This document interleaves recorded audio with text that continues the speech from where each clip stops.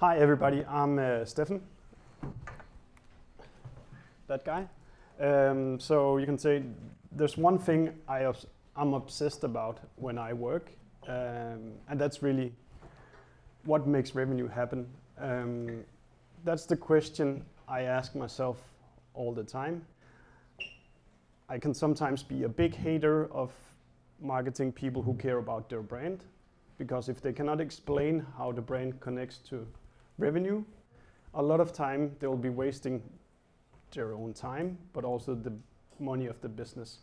So what I'm constantly trying to answer is, what is it that makes revenue happen? A little bit about my background. I'm a dad with 10 weeks of experience. Still a lot to learn for sure. Before that, I've been working at Airteam, which PreSeed also invested in. And during my time there, we went from like 15 people to 100 people and 20, 40, 80 million kroner a year in revenue. So we found a lot of things that worked well, and we also made a ton of mistakes. And I'm gonna try to share a lot about both the mistakes and the successes today. I think there's two things I want to do today, and it is called a ToolTalk, but I'm actually not going to be only talking about tools, or at least not in a tangible way. For me, the most important thing for growth is actually your mindset to how you deal with growth. Because the tools, they come and go. And one day something is working, the next day something else is working. And what sort of determines your success is, like, one, your ability to change the tool every time something is better, and secondly, be super aggressive with something that works, because it's not gonna work forever. That's just the hard truth about marketing. I think I'll do just a quick switch to explain you what we do if you're extreme about understanding what makes revenue happen. What we're trying to do in Dream Data is to take all the sources you have available, put it into a bucket, sort it out, and then we'll tell you every digital touch point what that led to. But that's not where this goes on and off.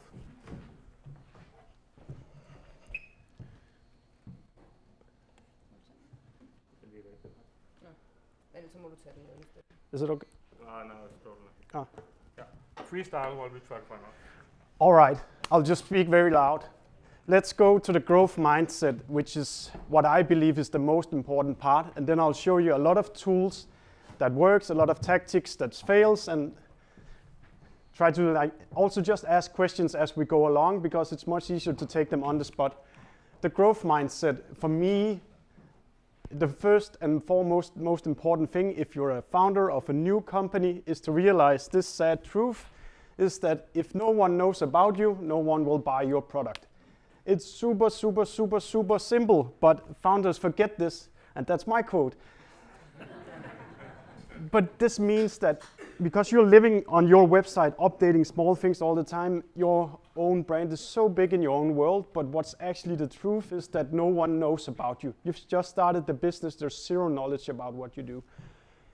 That's the first pain. So you need to do stuff, you need to get out there and shout a lot. Also, yeah, to people who don't care sometimes. You need to do a lot of things. Another painful truth is this famous quote, which we put on the website as well, is half the money you're gonna spend on advertising is gonna be wasted. The problem is you don't really know which half. I think it's as much true today as it was when this guy, who were one of the first buyers of newspaper ads, said it back in like 100 years ago. You're gonna fail in a lot of things you do when you do marketing and growth initiatives, so you better do a lot of things to increase the likelihood of you being successful. So for me, growth 2020 looks pretty much like this oil field landscape.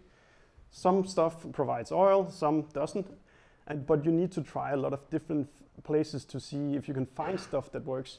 And when you find stuff that works, then you really, really, really need to keep drilling. How much time do I have left? Oh, yeah, plenty of time. Oh, good, good, good, good. Okay, let's get practical then. So the first thing I would do if I were to approach data-driven growth is really just to set a simple framework for who are my customers.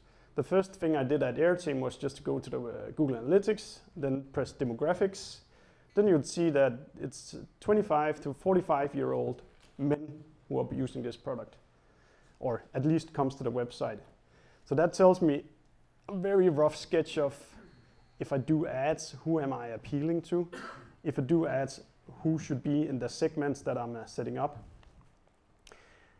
If you're selling a piece of hardware that are sort of new, then you're probably also looking at innovators, whereas my dad would be in the red over there. So it's a small way of just segmenting how you do your ads.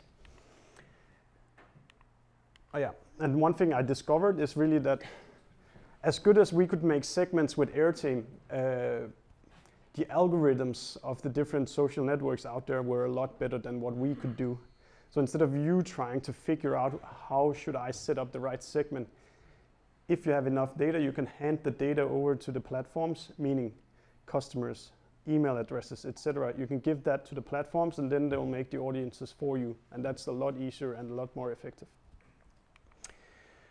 Then I think a critical thing to know is really what's your number. And what I mean by that is, what are you willing to pay for a new customer? And if you know that number, then you can run all the experiments you'd like. And if the cost stays below what you're willing to pay for a customer, you just do that more, repeat that thing, scale that thing. And it's also a good way to delegate that number to the people who work with growth in your companies. I'm willing to pay 1,000 kroner for a customer, or 5,000 kroner, and simplify. They're willing to pay a lot for a global company to become a customer. But as soon as you start to establish what am I willing to pay for a customer, it gives you a lot of freedom to innovate all kinds of different kinds of activities you can do to get new customers. And then it's very easy to judge. I spent this amount of money, we made this amount of money, I should do more, or I should do less. Then the last part about where to find customers. In my mindset, anybody know who that guy is? Yeah, Seth Godin. He talks about tribes, and I think that's very much how I think about target groups as well, is people who have a certain passion for something tend to attend the same events, read the same newspapers, follow the same people on social media, search for the same stuff in Google, etc. So if you have surfers, they'll read the same newspapers, they'll follow the same people on social media, etc. So think about what is it the tribe that you're trying to address here, because when you know your tribe really clearly, you can with a small budget look like you're present everywhere, but in fact you're probably only present at 3 or 4 events every year, but that's where these geeks meet up. Yeah, I'll not go into that one.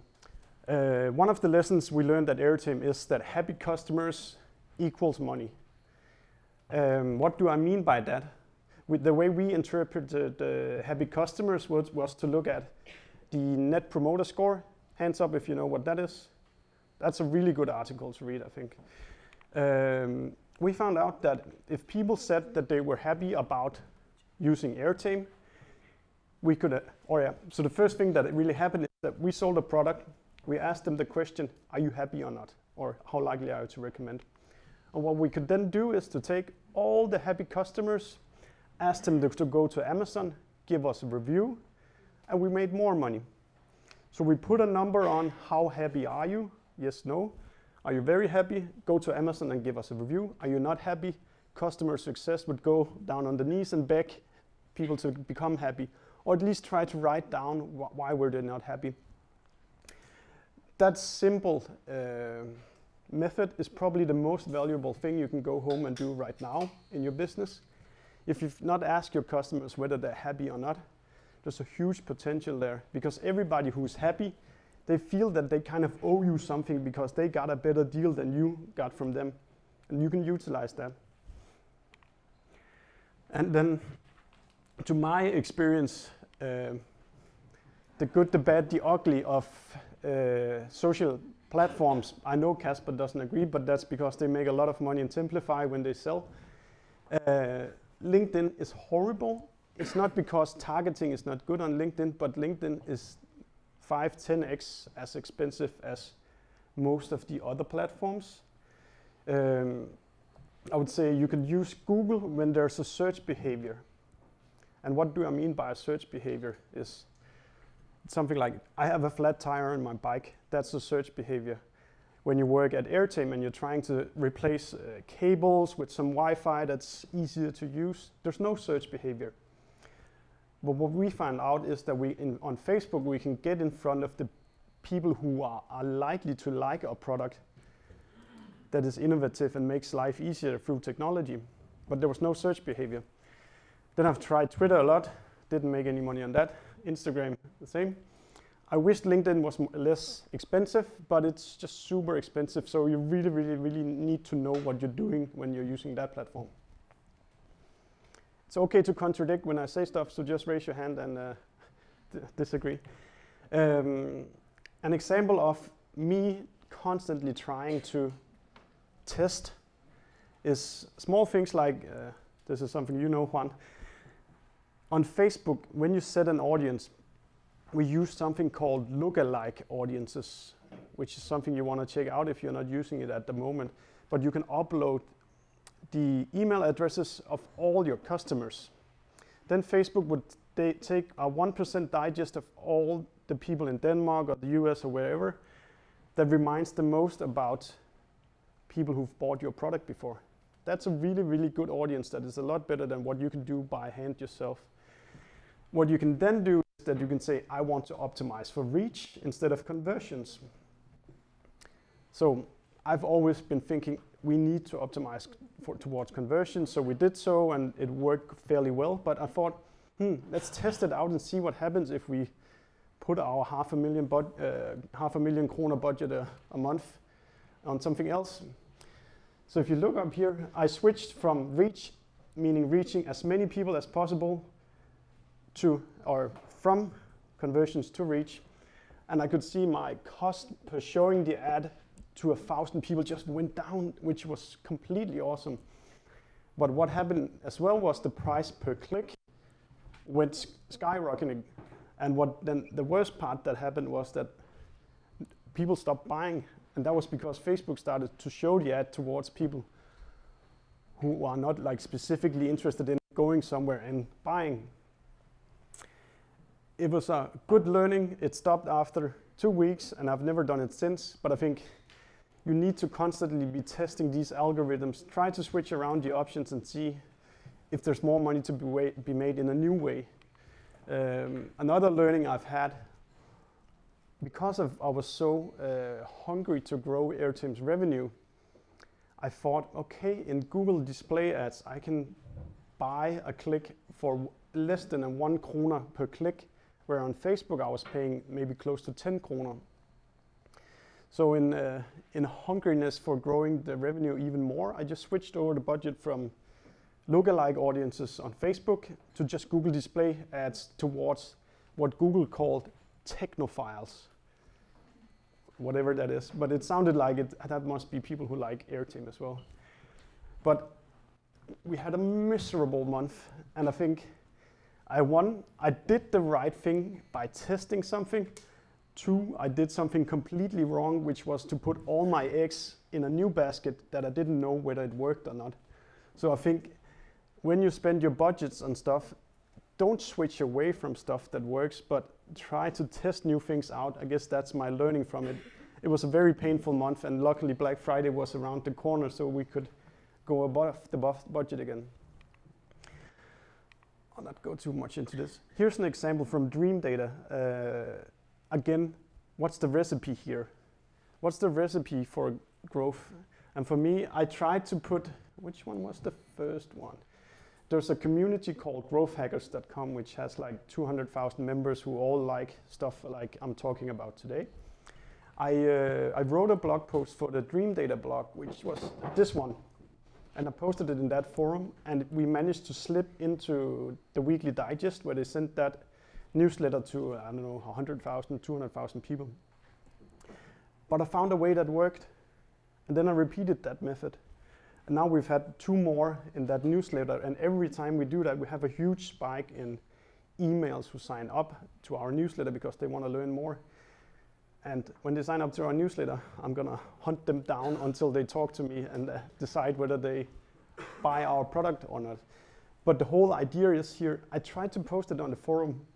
It worked one time, then repeat, do it again, see what you get out of it the second time. In all these marketing activities, I think it's critical that you ask yourself, does my website have any micro-conversions? Anybody who have a clue about what I'm talking about right now? When I joined the Air team, the website was buy this product or leave the website. That's not a really, really good website for gathering leads. When I stopped there, it looks different now, but then in the beginning, 0.3% were buying the product when they came to the website. Fairly okay, but you were losing so much value. I think the first thing we added was then the contest in the left corner. And then I think around almost 2% in the beginning signed up to the contest to win the product. So the website started to harvest more revenue, more contacts at least. Then we added intercom to chat, so 1% of the visits started to chat with us as well. And the last part was demo calls, which I think also 0.3% signed up to. And then suddenly your website becomes like a really, really good fishing boat that actually catches a lot of value instead of just buy this product or leave the shop. Does it make sense? Because I think, let's say you spend $1 million on ads and you only have that one thing, buy or leave, then the numbers you're gonna see from your investment is not gonna be very good. But if you have your website fishing for whales, for small fishes, and all those kinds of things, then the website can harvest a lot more value from what you do. So for me, to summarize what makes revenue happen, is really just constantly asking yourself, I do an activity now, does it lead to revenue or not? After a month is over, talk in your team, how did we make money this month? And as you constantly do that, you get better at answering that question. And when you get better at answering that question, you also take better decisions on how to spend your time and money going forward. Did I write anything more? I think I'll leave you with this one, because all good marketing will stop working at some point. So when you have that small moment of time when you found an activity that really works, then be super, super, super aggressive about scaling it really fast. Facebook ads in 2016, I wished I spent 10x the money that I did, because they were working so well, but you're a little bit afraid of taking the risk. If we've done that, we've sold a lot more. And so is it with all activities. They stop working at some point, so just be super aggressive when you find stuff that works. That's it from me. If you're too afraid to ask a question now, you're welcome to just go to Facebook, to LinkedIn, to Twitter, and connect with me, ask the question there, and I'll be happy to answer any question. That's it. I have a question, Steffen. Oh, go ahead. Could you maybe, we're a little bit ahead of time, so the idea is, I know we have to start, could you spend 5 minutes, maybe talk about Dream Data and what you do, but also elaborate a little bit about what your growth strategy for Dream Data is, because now we talked before and I know a little bit about, but maybe the 5-minute pitch about what you're actually trying to build and how you're trying to grow. Okay, so what we're doing at Dream Data is we're trying to help companies who sell to other companies describe what growth is. And it's very different to describe what goes on when a business is buying from another business to me buying the pair of sneakers I need. Because when I buy a pair of sneakers as a person, I click an ad, I go buy something. When you're selling to another business, it's very, very often that it's going to be 3 months, 6 months, 12 months in between the first click and the revenue. So the money you put into Facebook, to Google, to somewhere else, you can't really justify because you can't connect the two dots. Another problem is that there's a lot of people involved in a transaction. That means I'm not only me buying this pair of shoes, but it's me. At Airteam it would be a teacher finding the product, then an IT admin would be involved, and then at some point somebody with a credit card goes to the website and buy. And then you're like, okay, we sold, but we're pretty fucked because we don't know anything about what made the revenue happen. So what we're trying to do at Dream Data is to take every single digital touch point a B2B business has available, put it into one bucket where we can kind of clean it up and then structure it so we can kind of describe. You saw one person from this company the very first time at this date, but then it took 12 months before you made money, and it passed through customer success, it passed through sales, before you actually saw any revenue. But because we connect everything in the database, we can go all the way back, 12 months back, and say, he actually came from the LinkedIn campaign, or the AdWords campaign, or from a search article, or a webinar you did, or something else. So it's quite magical that you start to get these numbers that only B2C marketers used to have. That's what we're trying to do. Then in my role, I'm kind of responsible for sales and marketing, and you can say I'm in the oil field stage right now. What has worked really well has been these really long, thorough blog posts posted in different communities where I know these geeks exist. Then we've done webinars, which I think has been a super good tactic for us. And we're starting to copy that as well. We had a webinar with 600 people signed up, a webinar with 200 people signed up, and one with 180 or something like that. And webinars is a highly scalable activity because you can sit behind your computer, but actually there's no limit to how many people can sit in the room. So that's like a path we're going to keep going down towards. We've done them together with ad agencies, 23, the video platform. So we're trying to do it together with people we know have the right audience. What has worked as well? Podcasts. Now I'm doing what every marketer does. He exposes his secrets. That was the goal. Then you're going to do it as well, and then everybody's just going to be deleting the pitches for podcasts. But if you think about it, whatever you do, you can open right now. You can go to podcasts on your phone. If you then hit browse, it will give you categories. If I just take erhverv, business in Danish, it'll start to show me shows about business.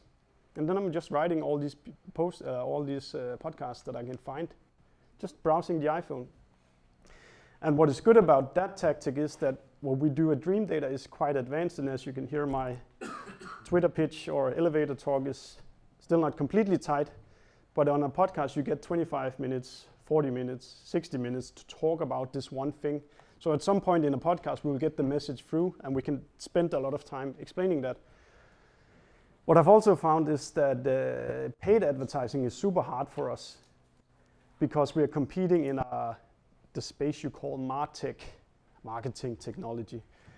And in that space, people know what they're doing in marketing. They're not the old guys insisting on buying more newspaper ads. It's super smart marketers who do this.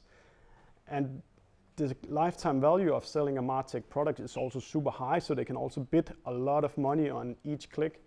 So I think the Google ads I'm testing right now is 30 kroner per click, 40 kroner per click, and it's like, that PreSeed didn't give us that much money that we can just burn this money. So I found out that, at least for the top funnel perspective, we can't really do ads right now. So I think webinars, content, maybe physical events, podcasts, it's kind of the short-term tactics that we need. Well. Cool. Thanks a lot. No problem.